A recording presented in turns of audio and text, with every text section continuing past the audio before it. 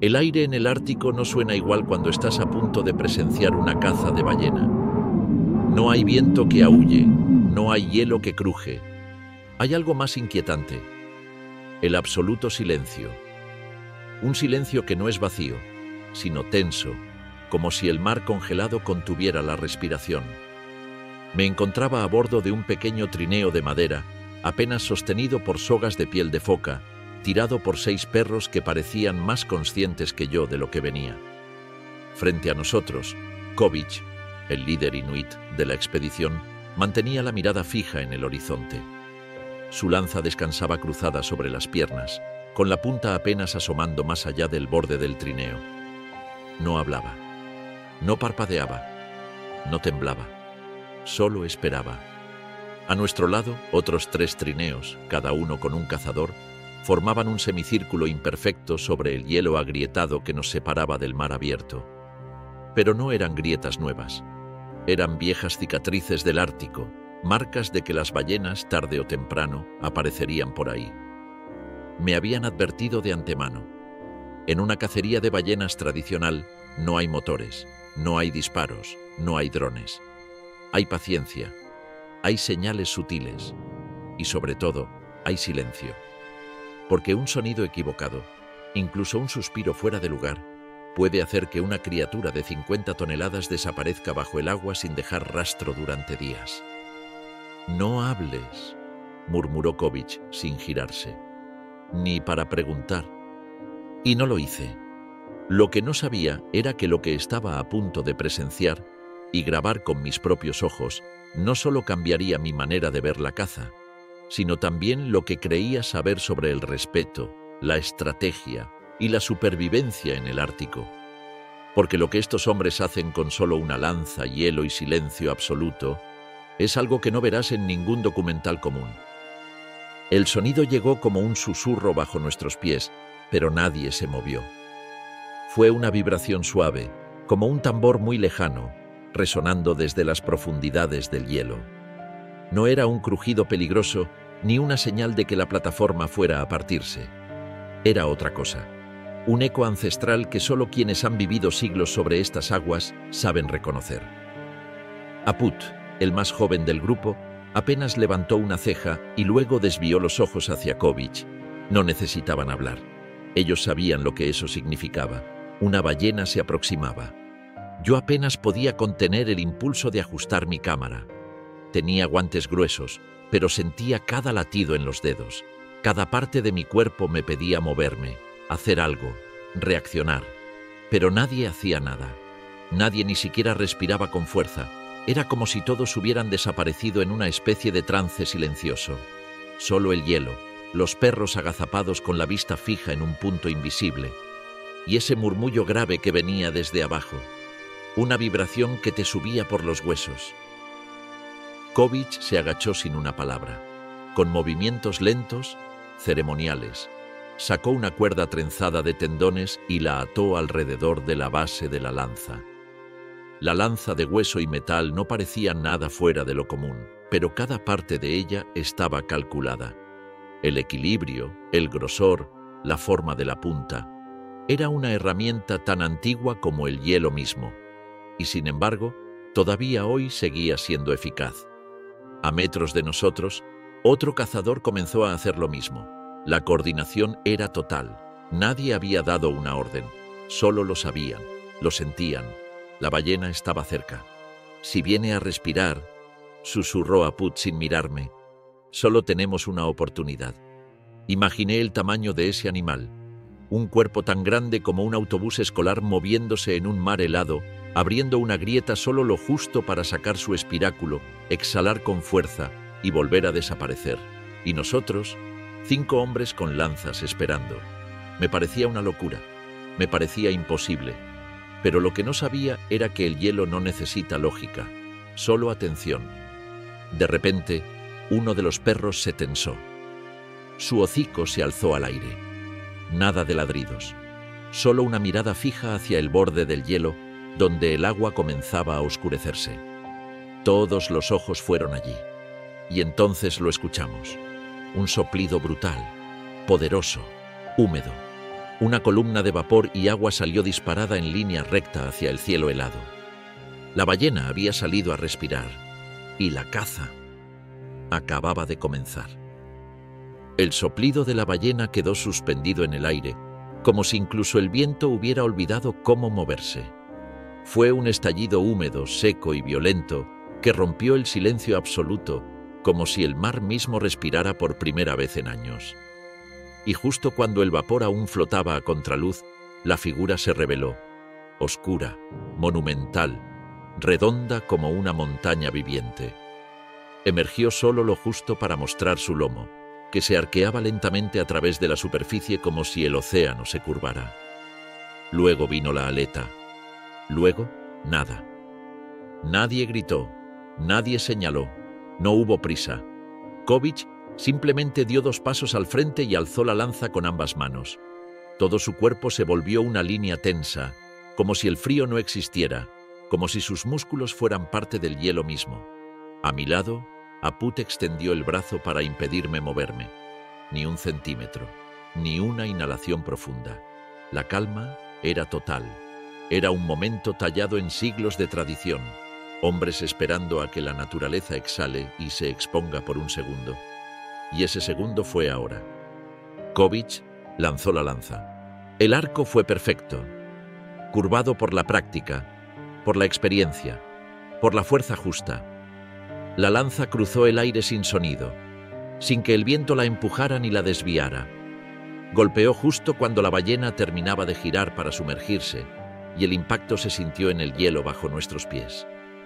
No como un estruendo, más bien como un golpe seco que resonó por dentro del cuerpo, como un tambor que alguien hubiera golpeado desde el pecho. El silencio volvió, pero ahora tenía filo.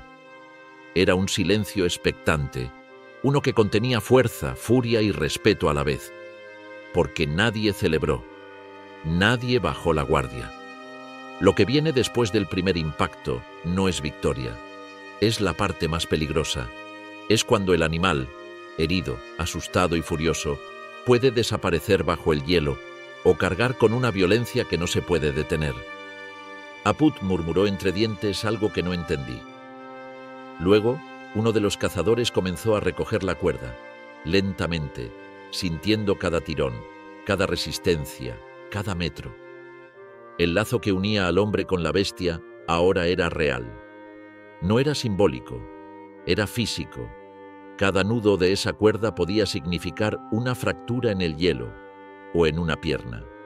Si se sumerge y tira fuerte, dijo Aput, ahora sí mirando hacia mí, va a querer llevarnos con él. Y entonces la cuerda se tensó, un tirón seco, brutal, como si el hielo hubiera decidido irse con la ballena. Y lo que ocurrió en los siguientes segundos cambió la energía de todos los presentes, porque ese animal no iba a rendirse. Y los cazadores tampoco. El tirón fue tan repentino que los perros se levantaron al instante, tensando las patas como si un trueno invisible hubiera golpeado justo debajo de ellos. La cuerda vibró como un cable eléctrico, recta y viva, extendiéndose desde el agujero en el hielo hasta las manos de Kovic, que ahora clavaba sus pies contra la nieve, como si estuviera tratando de sostener una tormenta con el cuerpo. Su rostro no mostraba dolor ni miedo, solo concentración absoluta. Era como si cada fibra en él estuviera entrenada para este momento, como si sus huesos conocieran desde antes cómo resistir ese jalón brutal. «¡No la sueltes!», gritó uno de los cazadores, sin alzar demasiado la voz, apenas un susurro afilado. Kovic no respondió. Sus manos se deslizaron hacia abajo por la cuerda, quemándose con el roce, dejando atrás trozos de piel y sangre que empezaban a manchar el hielo. A su lado, otro cazador se acercó para anclar la cuerda alrededor de una estaca de hueso enterrada parcialmente en la nieve. La cuerda seguía tirando, como si al otro lado no hubiera una ballena, sino una fuerza de la naturaleza empeñada en arrastrar con ella todo lo que estuviera atado. Fue en ese momento cuando el hielo habló, no con palabras, no con rugidos, con una advertencia. Una grieta, delgada, brillante, silenciosa al principio, comenzó a crecer justo donde se encontraba Kovic. Una línea de fractura que serpenteaba por debajo de sus pies como si el hielo se revelara por el peso de la historia. Cada caza, cada paso, cada vida que había cruzado esas aguas estaba contenida en ese crujido. Y ahora, la superficie quería decidir si seguir sosteniéndonos o quebrarse para siempre. Apud no lo pensó dos veces. Se lanzó hacia la grieta y comenzó a clavar con fuerza una segunda estaca de hueso, reforzando la línea. La cuerda se extendía como un látigo tenso y la vibración que transmitía no era de debilidad, sino de furia. La ballena estaba girando, no quería huir, estaba peleando, estaba luchando con todo su cuerpo, con toda su masa, con siglos de instinto. «¡Se está enrollando!», gritó Apud. «Va a intentar zambullirse de nuevo». Yo no sabía si grabar o correr. El hielo debajo de nosotros estaba vivo. Palpitaba como si tuviera un corazón enterrado kilómetros abajo. Y el sonido que emergía de la grieta ya no era un simple crujido. Era un lamento. El lamento de algo que estaba decidiendo si resistir o romperse para siempre. Kovic se giró hacia mí solo un instante y dijo: «Si cae uno, que no caigamos todos». Y ahí supe que esto no era solo una caza. Era un pacto con el hielo. La grieta dejó de crecer, pero no por compasión. Lo hizo como si la ballena misma hubiese cambiado de estrategia. El hielo, ese aliado traicionero, simplemente decidió que por ahora seguiría sosteniéndonos. Kovic y los demás lo entendieron de inmediato, sin necesidad de palabras.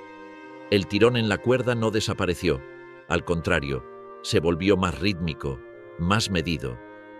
Era como si la criatura, gigantesca y herida, se hubiese detenido bajo la capa de hielo, no para rendirse, sino para calcular su siguiente movimiento.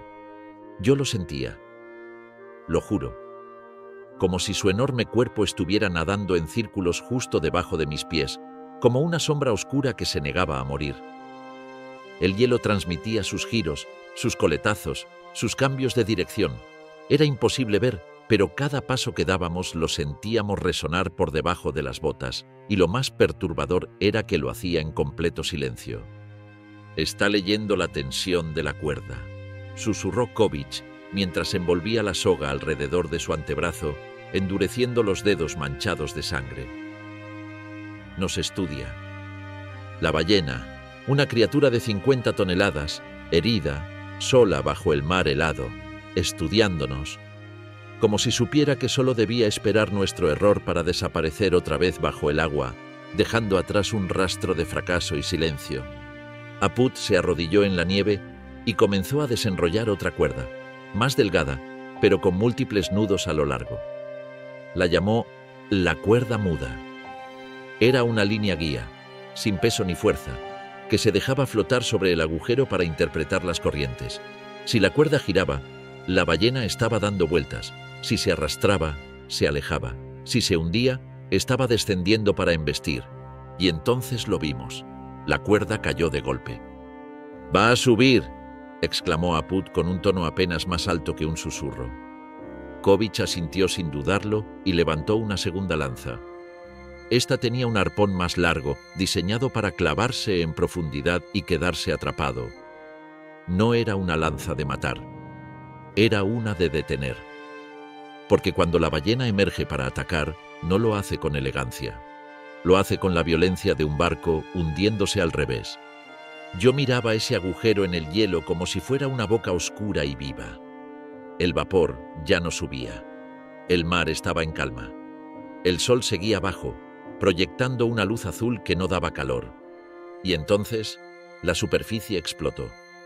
La ballena emergió con una fuerza devastadora, rompiendo el hielo a su paso, sacando medio cuerpo como si el océano la hubiese escupido. El ruido fue el más aterrador que he escuchado. Agua rompiendo, hielo partiéndose, un rugido grave que no vino de su boca, sino de su cuerpo. Un impacto de masa, músculo y dolor. Y Kovic no vaciló. Lanzó la segunda lanza con precisión quirúrgica, justo en el hombro de la criatura. El arpón se hundió con un sonido sordo y húmedo, Y entonces el silencio volvió, solo para dar paso a algo aún más brutal. La ballena comenzó a arrastrarnos. Nunca pensé que algo tan inmenso pudiera moverse con esa velocidad. La cuerda se tensó al máximo y de inmediato comenzó a arrastrar todo lo que estaba atado a ella: estacas, sogas, herramientas e incluso a los hombres que aún la sujetaban. El hielo bajo nuestros pies no era una base sólida, se convirtió en una pista de fricción mínima donde el peso no servía para resistir, solo para aumentar el peligro. Kovic clavó los talones con fuerza, pero fue arrastrado un par de metros antes de que Aput lograra clavar una nueva estaca en el suelo, girando con sus manos desnudas para que se hundiera profundamente. La cuerda reventó nieve y hielo a su paso, como una serpiente enfurecida. Los perros ladraban con ansiedad, pero ni uno solo se acercaba. Sabían que en ese momento, cualquier paso en falso era una sentencia. La ballena, herida y fuera de sí, nadaba justo debajo, enloquecida, usando su masa como un ariete contra todo lo que le oponía resistencia. Era más que una lucha de fuerza. Era una pelea por territorio, por vida, por dominio. El mar contra el hielo, la ballena contra la cuerda, el silencio contra el caos. Uno de los cazadores, Tak, un hombre fuerte y callado que no había emitido una palabra desde que salimos, fue el siguiente en tomar la cuerda. No tiró, no forcejeó, solo sujetó, se plantó con las piernas abiertas y comenzó a balancearse con el cuerpo entero para absorber los embates. Cada sacudida de la cuerda se transmitía por su espalda como una descarga. Era como ver a alguien sujetando un rayo. «Está haciendo círculos», murmuró Aput, viendo cómo la cuerda empezaba a describir un arco irregular. «Quiere romperla desde dentro». Ese era el momento más crítico. La ballena sabía que la única manera de liberarse no era jalar hacia el fondo, sino moverse lateralmente, girar, cruzar su propio cuerpo con la cuerda, provocar fricción, fatiga. Era una danza mortal. No era una embestida, era estrategia. Entonces, Kovic dio la orden con una sola palabra. «Relevo». Tak soltó la cuerda. Kovic la tomó al vuelo. La rotación no falló. Otro cazador se movió detrás para asegurar el extremo libre. Todo era un sistema, preciso, letal. Sabían que si uno solo fallaba, el animal escaparía y el hielo podría romperse en venganza. Yo trataba de grabarlo todo, pero mis manos temblaban. No por el frío, no por el miedo. Por la conciencia de que estaba viendo algo ancestral, algo que llevaba siglos ocurriendo con la misma crudeza y perfección. El ser humano contra lo indomable, y el mar no se rendía fácilmente. El hielo comenzó a crujir otra vez, esta vez no por fractura, sino por el peso de la verdad que estaba por venir. Durante unos segundos, el hielo entero pareció transformarse en un tambor gigante que resonaba bajo nuestros pies. Las vibraciones no eran explosivas, sino profundas, amplias, como si el hielo intentara comunicarnos algo en su propio idioma. Todos los cazadores se quedaron completamente quietos, como si cualquier movimiento pudiera romper el pacto silencioso que tenían con el océano. La cuerda seguía tensa, pero ya no tiraba. Era como si la ballena por un instante también se hubiera detenido, pero no era calma, era cálculo. Aput se inclinó hacia el agujero, ojos entrecerrados, y sin mirar hacia mí, murmuró apenas audible: «Está justo debajo de nosotros». Era una afirmación, no una suposición. Lo dijo con la misma certeza con la que uno menciona que el sol va a salir mañana. Yo tragué saliva. Si el animal decidía subir, no para escapar, sino para embestir desde abajo, el hielo en el que estábamos parados podría reventar como cristal fino. El espesor de la capa helada no era absoluto. Había zonas frágiles, caprichos del clima que ni siquiera los inuit más experimentados podían prever. Y en ese momento, esa posibilidad flotaba sobre nuestras cabezas como una nube invisible de tensión. Kovic alzó la mano. Todos bajaron las lanzas. No en gesto de rendición, sino de preparación. El siguiente movimiento no sería de nosotros, sería del animal. Y entonces se sintió. Un empuje sordo desde las profundidades, un golpe suave al principio, como si algo rozara el fondo de una mesa. Luego, otro, más fuerte. Y otro, como si la ballena estuviera probando, tanteando, decidiendo en qué punto golpear. «Está usando su cabeza», dijo Taak, rompiendo por primera vez su mutismo. «Está buscando la grieta más débil». La inteligencia del animal era desconcertante. No era solo fuerza bruta lo que enfrentábamos, sino voluntad, estrategia y una conciencia antigua. Una vez más, me invadió esa sensación extraña. No estábamos cazando una ballena. Estábamos enfrentando a un titán, a una criatura moldeada por 1000 inviernos, por 1000 generaciones de hielo, que conocía este entorno mejor que cualquier humano. De pronto, un estruendo hizo que el suelo temblara. Una sección del hielo a nuestra derecha, no más de 5 metros de distancia, se alzó levemente y luego se partió. Agua negra y espesa emergió en un chorro súbito, una columna gélida como una lengua de sombra. Una parte de la ballena, quizá su lomo, tal vez la aleta dorsal, rompió la superficie como si fuera papel. Pero no se quedó fuera. Era una maniobra, una distracción. «¡Izquierda!», gritó Aput. Todos giraron de inmediato, porque mientras mirábamos ese agujero, otro se abría justo al otro lado. Y por ahí venía el verdadero golpe. El segundo golpe fue brutal, seco, definitivo. Nada de advertencias, nada de tanteos. Esta vez, la ballena no estaba probando el hielo, estaba rompiéndolo. La superficie a pocos metros de nosotros estalló en 1000 fragmentos como si una bomba silenciosa hubiera detonado debajo. Una tromba de agua helada salió disparada por el aire, arrastrando con ella bloques de hielo, cuerda suelta y, para nuestro horror, uno de los arpones que no estaba correctamente anclado. El rugido sordo de esa embestida no se parecía a nada que yo hubiera escuchado.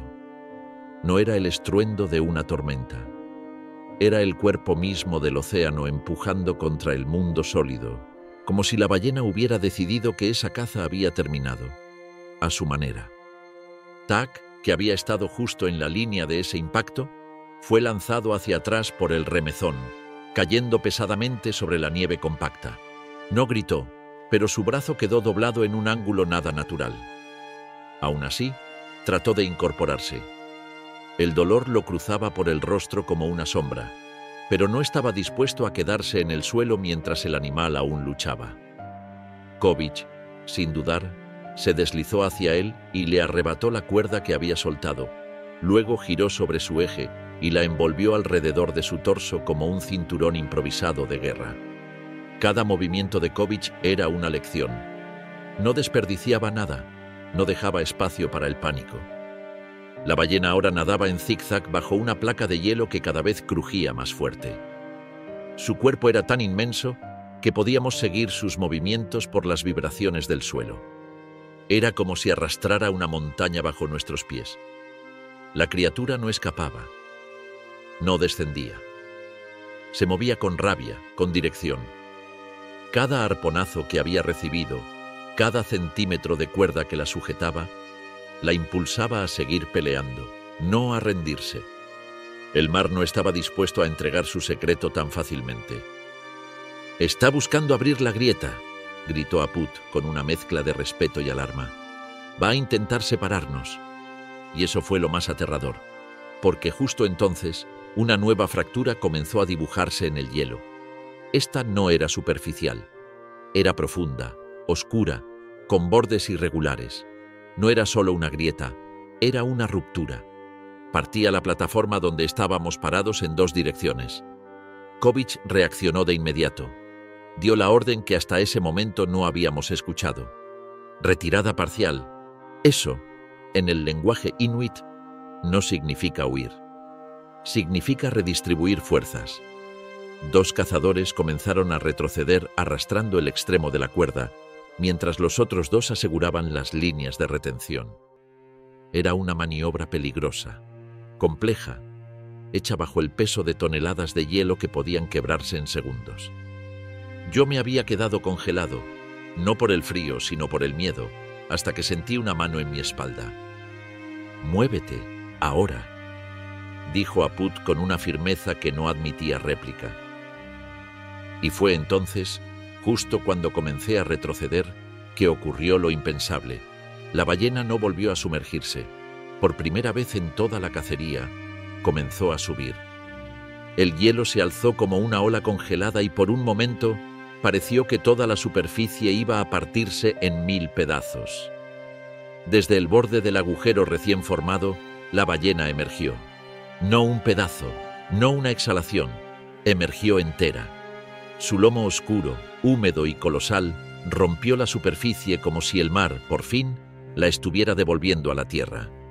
El sol apenas rascaba el horizonte, proyectando una luz azulina que hacía que la criatura pareciera hecha de piedra, de sombra viva. Ninguna cámara, ningún lente, podía capturar la enormidad de ese momento. Verla así, tan cerca, sin nada entre nosotros salvo unos metros de hielo roto y el aire más frío del planeta, era como presenciar el nacimiento de un dios antiguo. Nadie gritó. Nadie celebró. Los inuit no celebran hasta que el hielo lo permite. En ese momento, la tensión era total. La ballena, aunque parcialmente fuera del agua, todavía respiraba. Todavía se movía. Todavía podía luchar. Los 2 arpones que la sujetaban estaban firmes, pero sus ojos, esos ojos enormes y húmedos que miran desde un mundo que no entendemos, estaban llenos de algo que no sabría describir. No era rabia. Era algo más profundo. Algo que hizo que hasta Kovic bajara la mirada por un segundo. Tak, que apenas podía mover su brazo, se había reincorporado y sostenía el extremo de una cuerda con los dientes. El rostro cubierto de escarcha, la sangre seca sobre la mejilla. Nadie se rendía, ni ellos, ni el animal. «Ahora viene la parte más difícil», murmuró Apud sin mirar a nadie. «Ahora tenemos que acercarnos». Y con eso comenzó el avance. No corriendo, no saltando, sino arrastrándose cuerpo a cuerpo, como si fueran parte del hielo. Los inuit avanzaron hacia la ballena como sombras. Sus movimientos eran lentos, calculados, casi ceremoniales. Cada paso mal dado podría significar una ruptura definitiva en la placa de hielo o una respuesta violenta del animal. Nadie llevaba un arma de fuego, solo cuchillos curvos, sogas adicionales y respeto. Yo permanecía unos metros atrás, grabando, intentando no respirar muy fuerte. Lo que estaba presenciando no era solo una cacería, era un ritual, una danza entre el hombre y el océano, entre el silencio y el grito contenido. Kovic fue el primero en acercarse del todo. Se puso frente a la ballena, a escasos 2 metros de su ojo, y levantó su cuchillo. No para atacar, no para herir más, sino para observar la reacción. Y lo que ocurrió entonces dejó a todos sin moverse. La ballena, colosal, herida, imparable, dejó de luchar. El silencio volvió, pero ya no era el mismo. No era tenso, no era el de una trampa por estallar ni el de un animal acechando. Era un silencio casi sagrado, casi humano. La ballena, aún respirando con esfuerzo, no hizo el menor intento por volver al agua. Su cuerpo permanecía inmenso, recostado sobre el hielo como si aceptara, con la misma dignidad con la que había luchado, que la caza había terminado. Ningún animal del Ártico se rinde, pero sí entiende. Y eso es lo que más me impactó. No una derrota, sino un acuerdo silencioso. El entendimiento ancestral entre 2 especies que han compartido esta región durante siglos. Kovic se arrodilló y sin dejar de mirar al animal, clavó el cuchillo en el hielo. No tocó a la ballena, no dijo nada, solo bajó la cabeza. El resto de los cazadores hizo lo mismo. Cada uno dejó sus armas a un lado y permaneció inmóvil. Por largos segundos, el Ártico se congeló aún más. No por temperatura, sino por respeto. No hay victoria en una cacería así. solo alimento, equilibrio, una continuidad de lo inevitable. Después de ese momento, comenzó la preparación. No fue una matanza, fue un acto meticuloso, respetuoso. Lo primero que se hizo fue reforzar el hielo alrededor del cuerpo de la ballena, porque su peso, su volumen, su calor, podían abrir una grieta en cuestión de minutos. Si caía al agua ahora, todo estaría perdido. Incluso con la captura hecha, el riesgo no desaparecía.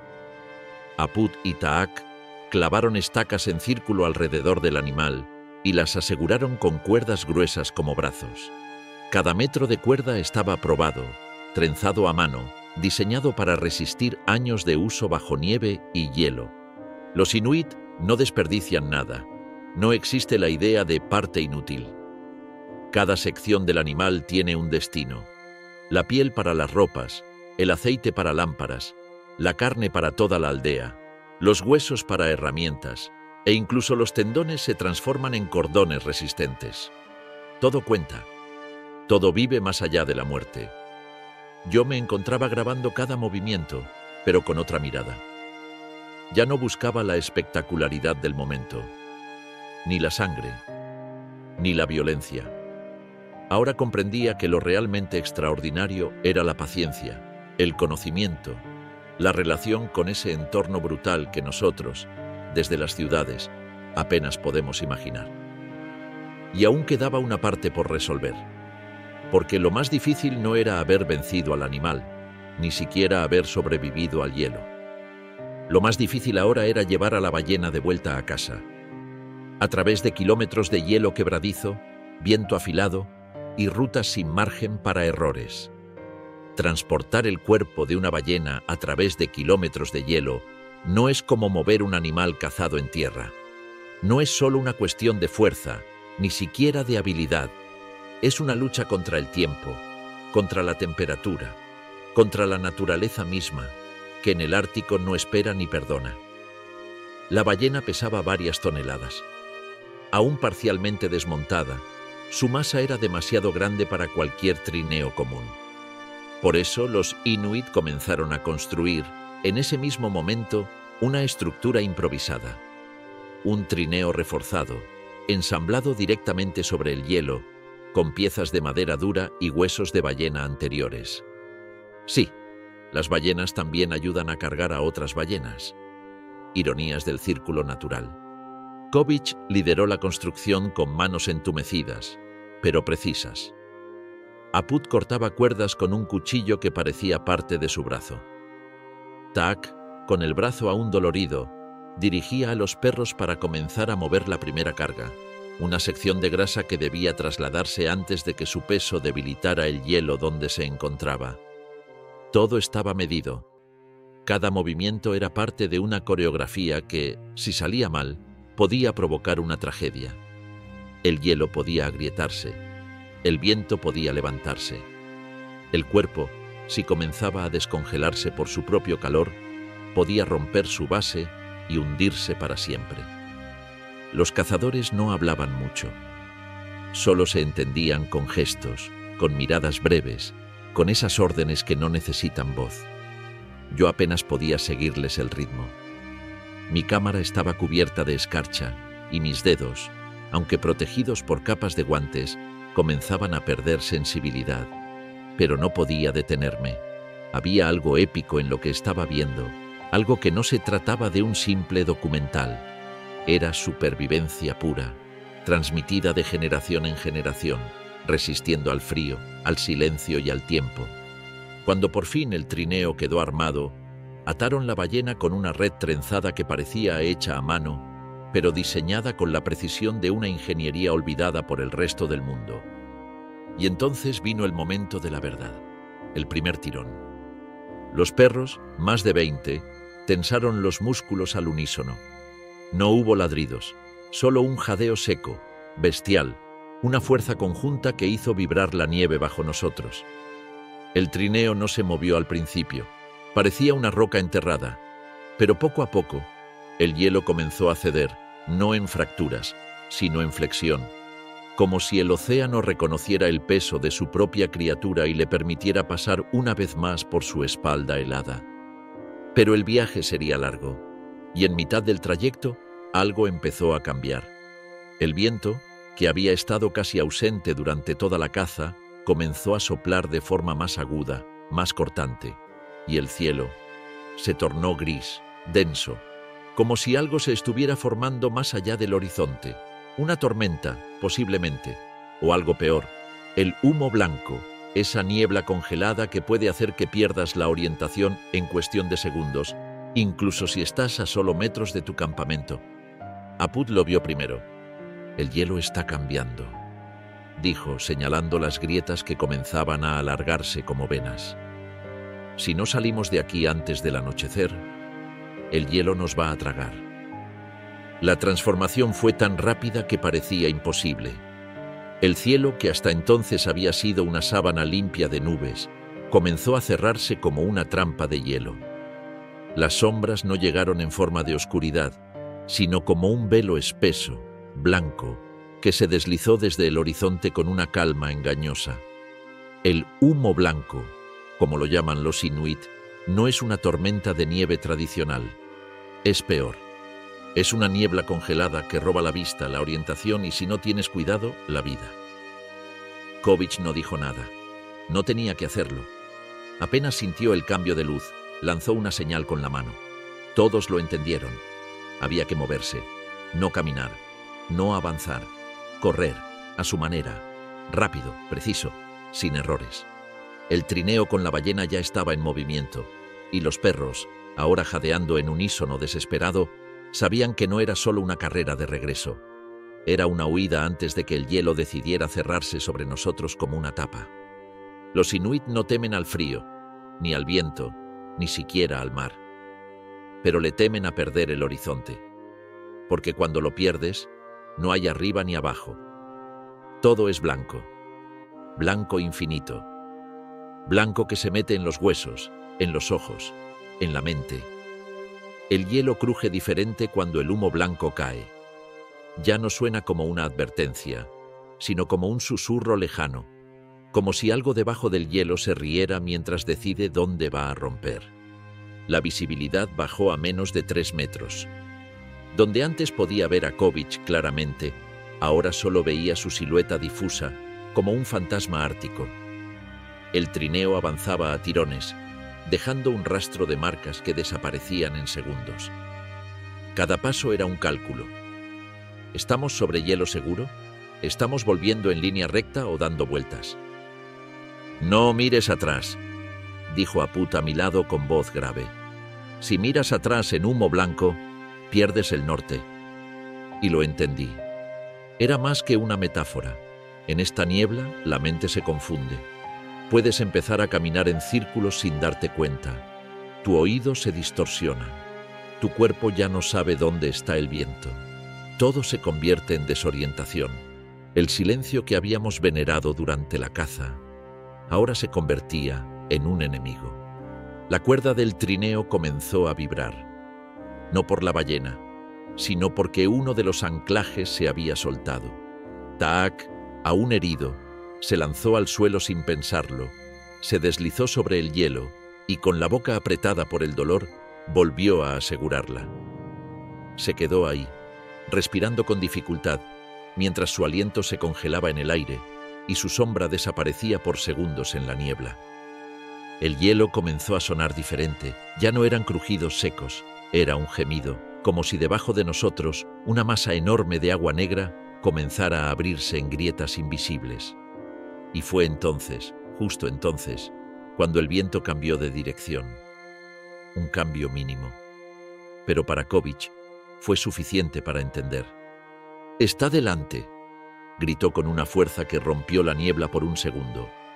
Delante significaba que estábamos cerca del camino seguro, de una grieta previamente marcada, de la ruta de escape. Pero entre nosotros y ese punto, el hielo comenzaba a quebrarse. Fue como si el hielo exhalara su último aliento, un estallido seco, profundo, imposible de ubicar con precisión, atravesó nuestros oídos y luego nuestras vísceras. Bajo el peso combinado del trineo, la ballena y los hombres, el hielo no se agrietó de inmediato. Se hundió. Una ligera flexión primero, como si la superficie hubiera perdido su rigidez, y luego, con un crujido que parecía salir de todas partes y de ninguna, comenzaron a abrirse líneas finas, quebradas, que avanzaban como rayos oscuros sobre el blanco absoluto. Kovic reaccionó en el mismo instante. Gritó una orden en Inuktitut que yo no entendí, pero los demás sí. Los perros recibieron una señal que solo ellos conocen, porque de pronto el trineo se tensó hacia adelante como si alguien lo hubiese disparado con un resorte. Pero el hielo ya no era el mismo. Ya no ofrecía una superficie firme. Era un campo minado invisible. Las patas de los perros se deslizaban, el trineo se sacudía y la ballena comenzaba a hundirse por un costado, como si la gravedad hubiese cambiado de reglas. Tak gritó para que alguien soltara cuerda. Aput corrió al flanco izquierdo del trineo para redistribuir peso. Yo, paralizado, solo podía mirar cómo la grieta bajo el trineo se abría más rápido de lo que cualquiera podía reaccionar. Agua negra comenzó a rezumar desde el centro de la fractura, empujando cristales finos hacia la superficie, como si una boca oscura se preparara para tragar lo que quedaba de nosotros. Kovic no dudó. Se lanzó sobre el trineo, con una cuerda en la mano y un gancho en la otra. Ató el extremo al costado opuesto, lo pasó por debajo del trineo con todo en movimiento, y lo ancló a una segunda cuerda que colgaba de una estaca olvidada más adelante. Era un intento desesperado por sujetar el peso desde un nuevo ángulo, redistribuir la tensión, crear una palanca entre el hielo viejo y el recién abierto. Nadie sabía si funcionaría. Era como detener una avalancha con un hilo. Y entonces ocurrió algo que cambió todo. El hielo a nuestra izquierda colapsó. Una parte del borde, justo donde Aput estaba corriendo, desapareció en un segundo. Cayó de rodillas, deslizó medio cuerpo hacia el agua y por un instante lo vi mirar directamente al mar oscuro que se abría debajo. No gritó, no pidió ayuda, solo estiró el brazo hacia una cuerda suelta y se aferró con la misma fuerza con la que un náufrago se agarra a un pedazo de madera en mitad del océano. Tak se lanzó hacia él sin pensar. Se deslizó, lo sujetó del abrigo y comenzó a jalar con todo lo que su cuerpo roto podía dar. El viento ya rugía, el hielo ya gemía, y el mar esperaba.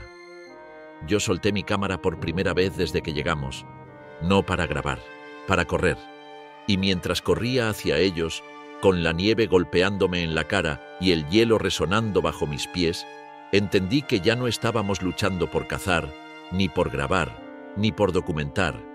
Estábamos luchando por volver. No recuerdo exactamente cómo logramos recuperar el control del trineo.